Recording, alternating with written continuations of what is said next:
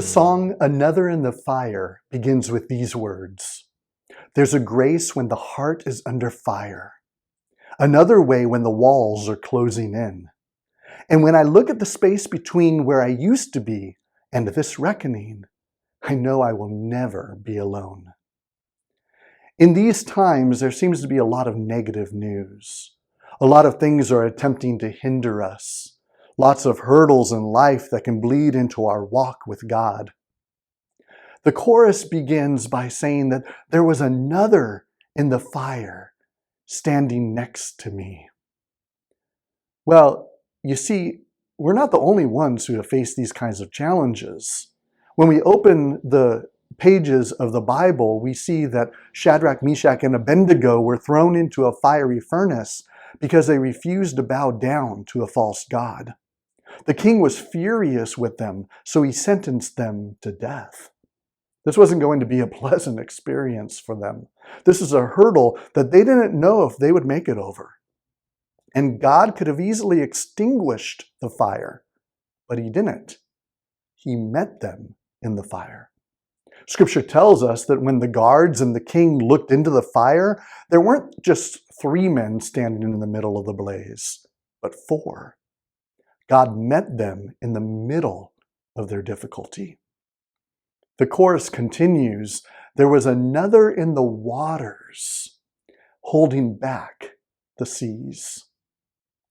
God called Moses to assist in the deliverance of the people of Israel out of the grip of the Egyptian Pharaoh.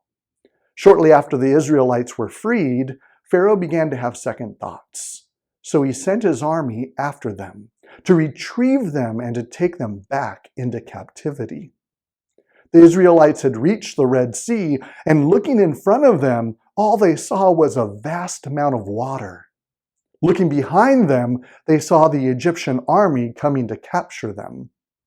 So God, as he so often does, provides a way through the trouble. He parted the sea. Right in the middle of the sea was a path of dry ground for the Israelites to walk. But God doesn't stop there. He goes through the sea with them. Scripture tells us that God, as a pillar of cloud and a fire at night to light their way, stayed between the Israelites and the Egyptians. Once again, God doesn't just remove the obstacle or trouble, he joins his people in the midst of it. The chorus concludes, and should I ever need reminding of how I've been set free, there's a cross that bears the burden where another died for me. God the Father could have snapped his fingers or even just simply thought of salvation, and the world would have been provided salvation. But instead, he sends his Son to dwell with us, to be one with us, ultimately to die for us. You see, no matter how bad the situation, and believe me, it can't get much worse than being on a collision course with an eternity absent of God. God will meet us exactly where we are.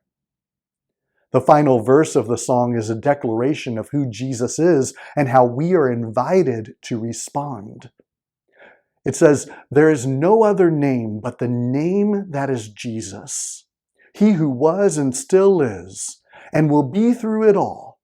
So come what may in the space between, all the things unseen and this reckoning, I know I will never be alone. Moses writes God's words for us found in Deuteronomy 31. I will never leave you nor forsake you. The writer of the book of Hebrews will later reiterate that same promise. So I want to encourage us to keep our eyes focused in the right place, because God is not hindered by what goes on in this world. He continues to build his church, and he continues to work in each one of you and me.